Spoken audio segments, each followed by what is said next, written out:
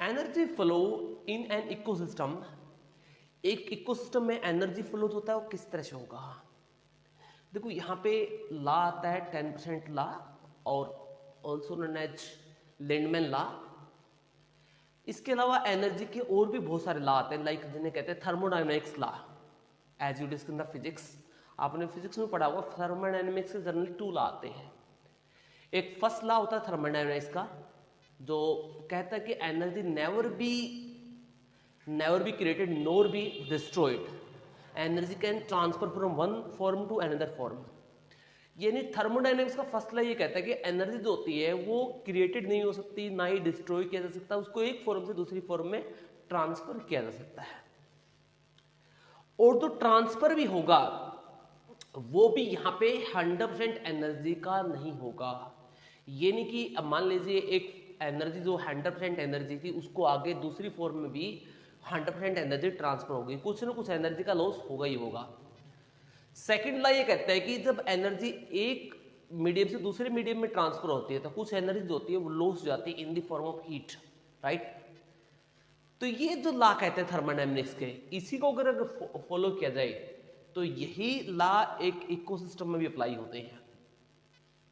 इसी वजह से आप देखोगे किसी एक ऑर्गेनिज्म के पास मान लीजिए 100% एनर्जी है तो वो कभी भी आगे 100% एनर्जी ट्रांसफर नहीं कर सकता, राइट। कुछ ना कुछ एनर्जी का लॉस है वो होगा ही होगा। इकोसिस्टम में जो एनर्जी फ्लो होता है वो ज्यादातर एक डायनेमिक होता है, साइक्लिक होता है, राइट, लेकिन कभी रिवर्सिबल नहीं होता, यानी वापस नहीं आ सकता। साइक्लिक फॉर्म में आ सकता है लेकिन रिवर्सिबल नहीं होता। रिवर्सिबल का मतलब है कि मान लीजिए प्लांट से डियर ने एनर्जी ली है तो डियर से वापस प्लांट के पास नहीं जा सकती है, साइकिल की फॉर्म में जा सकती है। साइकिल किस तरह से, प्लांट से डियर, डियर से लाइन, लाइन से decomposer and ultimately to the plants, ये अलग अलग फॉर्म में जा सकती है, राइट। तो यहां पे साइकिल की फॉर्म में जा सकती है, रिवर्सिबल नहीं हो सकती एनर्जी फ्लो, राइट, याद रखना ये। एनर्जी फ्लो क्या होता है, अकॉर्डिंग टू थर्मोडायनेमिक्स लॉ,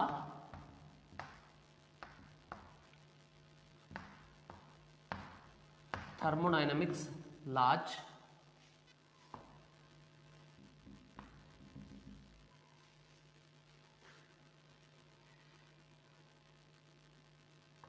क्या होगा, energy flow in a ecosystem, in an ecosystem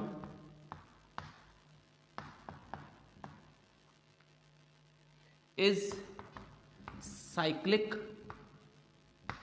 dynamic, is dynamic, cyclic, never reversible, never reversible,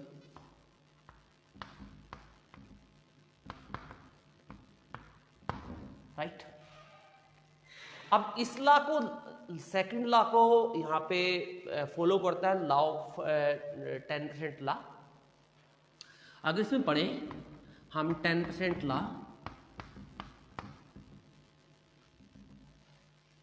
10% law क्या कहता है, 10% लॉ ऑफ एनर्जी भी कहते हैं, सेकंड लॉ के बेस्ड है ये दिया गया था लिंडमैन के द्वारा, लिंडमैन के द्वारा 1942 में ये दिया गया था। ये लॉ ये कहता है कि जो एनर्जी जो ट्रांसफर होगी from one trophic level to next trophic level, जो एनर्जी ट्रांसफर होगी it's only transfer of 10% energy, यानी सिर्फ 10% एनर्जी ही आगे ट्रांसफर होगी। 90% energy is consumed by the organisms and loss in form of heat. Mean सिर्फ 10% energy ही एक ट्रॉफिक लेवल से अनदर ट्रॉफिक लेवल में ट्रांसफर होगी, और जो 90% एनर्जी है वो रेस्पिरेशन लॉस में, बॉडी हीट लॉस में लॉस हो जाती है। क्या कहता है ये, according to this law,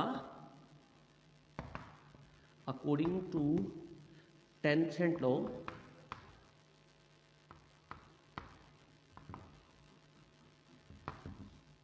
only 10% energy to be transferred, only 10% energy to be transferred into next trophic level,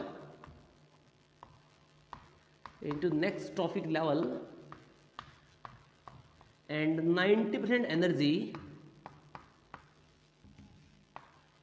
loss, 90% energy loss in body metabolism,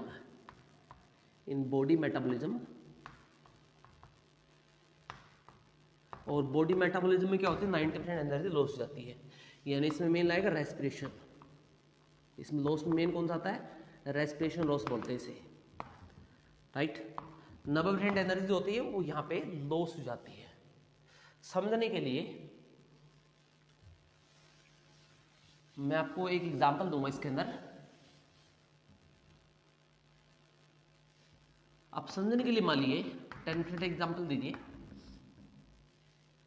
कि यहां पे डियर है, सॉरी प्लांट ले लीजिए पहले,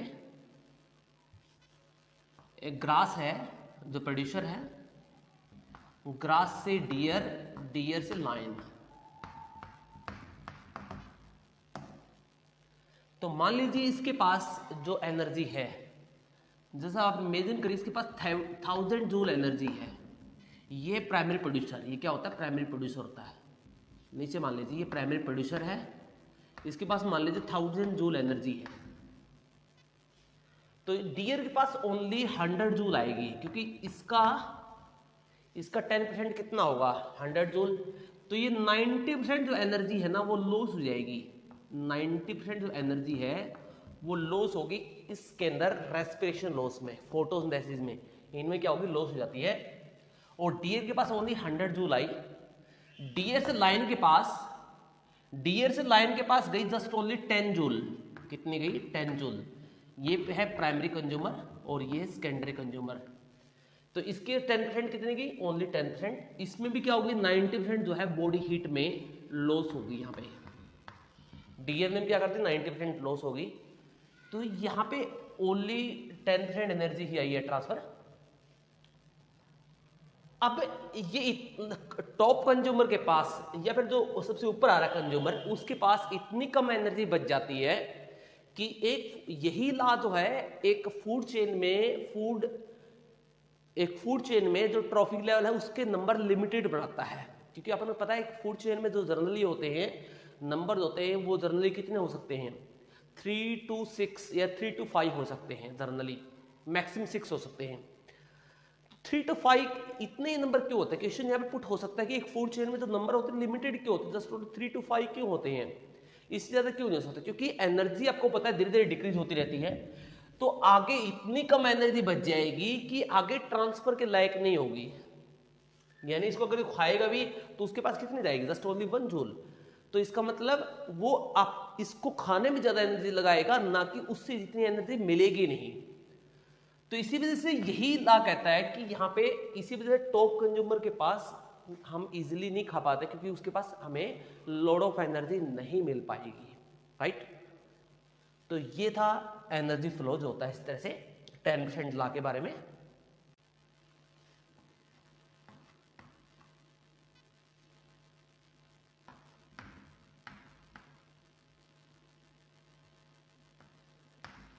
एनर्जी फ्लो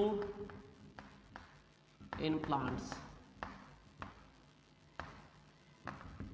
किस तरह से होगा, देखो जो सोलर लाइट होती है, सोलर लाइट का यानी सोलर लाइट में 100% सोलर लाइट मान लीजिए, जिसमें से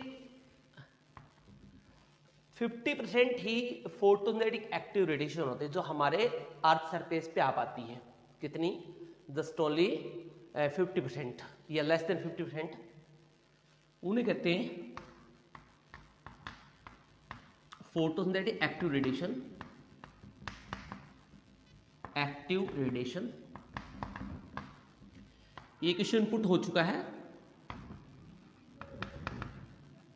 नीट में भी आया था ये और सीबीएसई के अंदर भी आ चुका है। दैट इज पार, क्या बोलते हैं उनको, पार कहते हैं, photosynthetic active radiation, that's all PAR. And second is the, ये पार जो होती हैं जो अर्थ के सरफेस पे आती है, कितनी आती है, अर्थ के सरफेस पे आएंगी। इन रेडिएशन की जो अमाउंट होती है वो जस्ट 50% होती है। कितनी होती है, 50, लेस देन 50% बोलते हैं जनरली, लेकिन आप 50% लिख सकते हो। और 50% जो एनर्जी बचती है, 50% light reflected and absorb,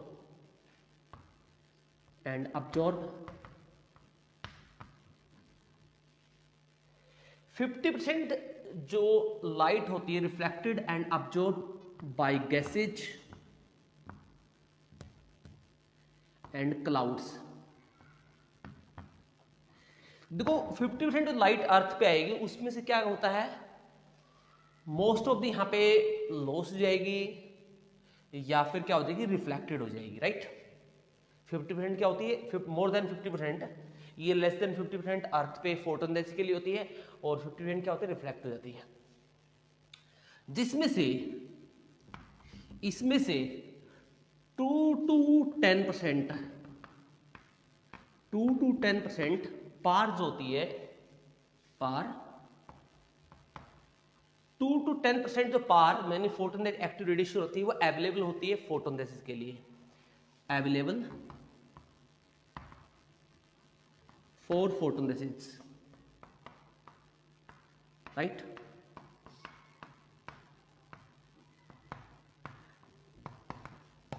to to 10% ही अवेलेबल होगी किसके लिए, फोटोसिंथेसिस के लिए।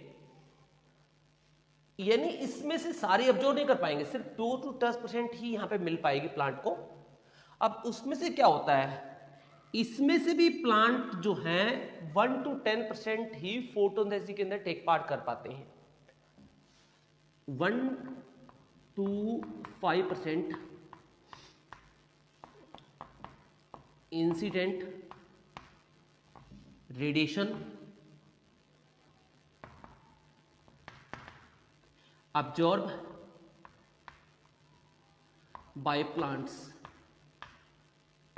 यानी इसमें से कितनी होती है, 1 to 5% ही क्या होती है, प्लांट इसको अब्जॉर्ब कर पाएंगे, राइट। अवेलेबल कितनी होंगी, 2 to 10%, उसमें से 1 to 5% ही क्या होगी, इंसिडेंट रेडिएशन आएगी, जो इसमें फोटोसिंथेसिस में जो टेक पार्ट करेंगी, मतलब अब्जॉर्ब होंगी, राइट। अब्जॉर्ब मैंने लिख दिया, radiation absorb by plants, chloroplast के द्वारा अब्जॉर्ब होगी। इसके बाद मैं यहां पे करवा रहा हूं। अब इसमें से क्या होता है, यहां पे पुट कर रहा हूं इसको, बाकी को। तो इसमें 1 to 5% में से क्या होगा, देखो इसमें से क्या होगा, इस इंसिडेंट रेडिएशन में से क्या होगा, आप देखोगे यहां पे रेस्पिरेशन लॉस होगा, क्योंकि प्लांट जो होता है कुछ है, इसको यहां पे लॉस होगा, और रेस्पिरेशन लॉस जो होगा वो होगा नियरली 0.2% to 1% का। कितना लॉस होगा, रेस्पिरेशन लॉस कितना, इसमें से रेस्पिरेशन लॉस कितना होगा, 0.2 to 1% का लॉस होगा। तो यहां पे नेट प्राइमरी प्रोडक्टिविटी कितनी आएगी, एनपीपी, नेट प्राइमरी प्रोडक्टिविटी कितनी आएगी, एनपीपी यहां पे आएगी 0.824%। आप इसमें से माइनस करोगे, 1 में से अगर 0.2 कम हो गया तो 0.8, और 5 में से अगर 1 कम हुआ तो कितना हो गया, 4%। तो कितनी आएगी, 0.8 to 1% ही एनपीपी आएगी, यानी जो हमें मिलेगी। और ये अमाउंट जो है, ये अमाउंट जीपीपी होती है। क्या होती है, जीपीपी। जीपीपी का मतलब होता है ग्रोस प्राइमरी प्रोडक्टिविटी। क्या होती है, ग्रोस प्राइमरी प्रोडक्टिविटी होगी 1 to 5%। याद रखना यहाँ पे, ग्रोस प्राइमरी प्रोडक्टिविटी कितनी होती है, 1 to 5% होगी, जो इंसिडेंट रेडिएशन की फॉर्म में अब्जॉर्ब होती हैं। उसमें से तो 0.2 to 1% लॉस हो जाएगा और 0.8 to 4% ही हमें मिल पाएगी, राइट। तो ये होती इंसिडेंट रेडिएशन का जो टोटल प्लांट यहाँ पे कंज्यूम करते हैं, राइट।